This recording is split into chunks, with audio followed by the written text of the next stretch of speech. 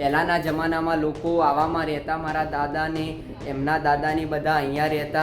તો મિત્રો અત્યારે હવે ફર્નિચરના કબાટ થઈ ગયા VIP, અને પહેલાંના જમાનામાં મિત્રો આવા દેશી કબાટ હતા. લાઇટની સગવડ નથી એટલે અહીં દીવા મૂકવામાં આવતા. નમસ્કાર મિત્રો, હું છું પ્રિન્સ જોશી અને આજે હું આવ્યો છું મારા ગામડે. અને મિત્રો આજનો વ્લોગ પણ સ્ટાર્ટ કર્યો છે મારા ગામડેથી જ. અને આજે છે 8મું નોરતું, એટલે કે અમે માતાજીનું અહીંયા 8મના નોરતાનું નિવેદ કરવા માટે અહીંયા આવ્યા છીએ. અને પલ્લી પણ ભરાય છે, તો તમે વ્લોગની અંદર જોડાયેલા રહેજો. મિત્રો આ છે અમારો મોહલ્લો, ને અમારા મોહલ્લાની પાછળ જ અહીંયા નવરાત્રિનું આયોજન થાય છે, તમે જોઈ શકો છો. તો મિત્રો હું તમને બતાવું અમારા ગામડાના જૂના ઘર કેવા છે, હું તમને બતાવું. જુઓ તમે. તો મિત્રો આ છે જૂના ઘર, તમે જુઓ. અત્યારે મિત્રો 3 BHK 2 BHK અને 4 BHK મકાન આવ્યા. અને પહેલાંના જમાનામાં મિત્રો કોઈ BHK જ ના આવતું, આવા દેશી મકાન આવતા ને એની અંદર એક ઓરડો હોય અને એની અંદર સાઈડમાં એક પાણિયારું કરેલું હોય. તો હું તમને બતાવું છું અંદર ખોલીને. તો જો આને મિત્રો સાંકળી કહેવાય ને, આનાથી તમે અહીંયા કોઈ હેન્ડલ બેન્ડલ ના આવતું, આવા દેશી કડા આવતા. તો મિત્રો આને ખૂંટી કહેવાય. પહેલાંના જમાનામાં મિત્રો લાઇટ નથી, એ વખતમાં અહીં દીવા મૂકવામાં આવતા. અને પહેલાં એટલી લાઇટની સગવડ જ નથી. અત્યારે મિત્રો લાઇટની સગવડ થઈ. પહેલાંના જમાનામાં અહીં 2 બાજુ મિત્રો દીવા મૂકવામાં આવતા અને એનાથી મિત્રો અજવાળું કરવામાં આવતું. તમે જુઓ પહેલાંના દરવાજા જુઓ મિત્રો. આ છે જૂના પાટ કહેવાતા. મિત્રો આ પાટ પહેલાં હતા નળિયા, અને નળિયાને મિત્રો ચેન્જ કરીને અહીંયા પતરા લગાવ્યા છે. પણ એમાંય મિત્રો તમે જે આ પાટ જોઈ શકો છો એ પાટ જૂના જ છે મિત્રો.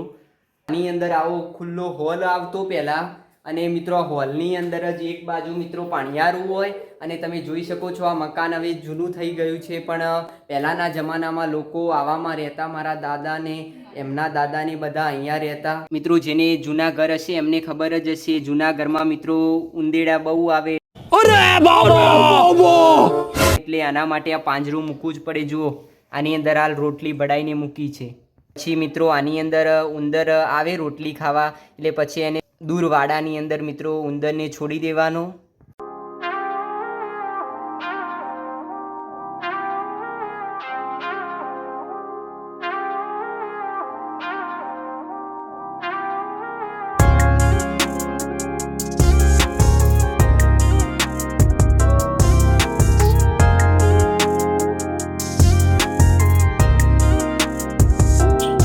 તો મિત્રો અત્યારે હવે ફર્નિચરના કબાટ થઈ ગયા VIP, અને પહેલાંના જમાનામાં મિત્રો આવા દેશી કબાટ હતા અને એની ઉપર મિત્રો આવા કાચ લગાવવામાં આવતા. જુઓ આ છે આવા આળિયા પહેલાંના જમાનામાં બનાવવામાં આવતા ઘરમાં મિત્રો. જેમ પહેલાં તમને કીધું ને લાઇટની સગવડ નથી એટલે અહીં દીવા મૂકવામાં આવતા.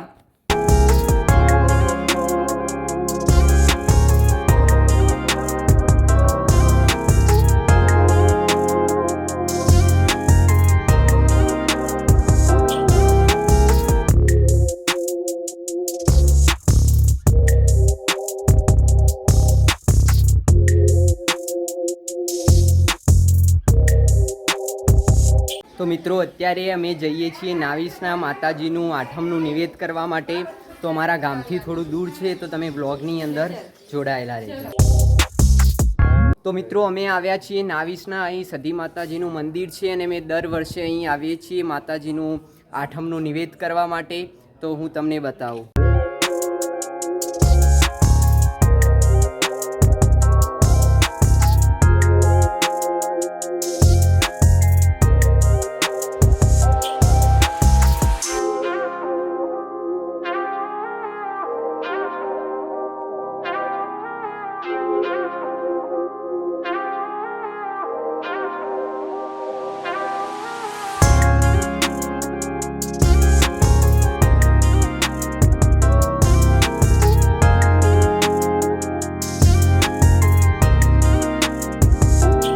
તો મિત્રો હવે નીકળીએ છીએ અમારા ગામ વેસા.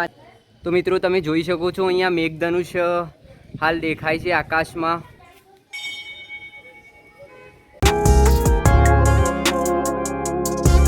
તમે જોઈ શકો છો અહીંયા અમે નાવિસનાથી રિટર્ન વેસા જઈએ છીએ, અને મિત્રો એકદમ વાતાવરણમાં પલટો જોવા મળ્યો.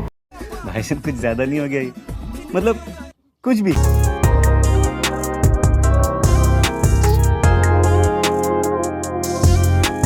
આકાશમાં મિત્રો મેઘધનુષ્ય દેખાય છે ને એકદમ કાળા કાળા વાદળા જોવા મળે છે।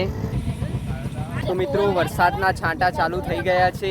તો મિત્રો અમે નાવિસના જઈને આવી ગયા છીએ ને હવે અમારે રાત્રે પલ્લી ભરાશે મોહલ્લાની અને અમારા ઘરે પણ મિત્રો આઠમનું નિવેદ થાય છે તો એ પણ હું તમને બતાવીશ।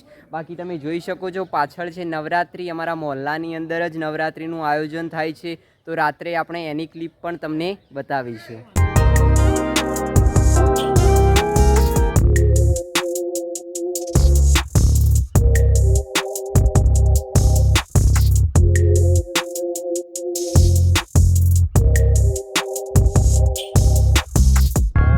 A few moments later. તો મિત્રો હું તમને બતાવું નવરાત્રિનો નજારો। તો મિત્રો અમારા મોહલ્લામાં જે પલ્લી ભરાય છે એ પલ્લીમાં મિત્રો હું થોડો લેટ થઈ ગયો એટલે વિડીયોના શૂટ કરી શક્યો અને એક બાજુ વરસાદ આવતો હતો એના કારણે બધું ઝડપીમાં પટાવી દીધું। તો મિત્રો તમને પલ્લી ના દેખાડી તો મિત્રો એના માટે સોરી।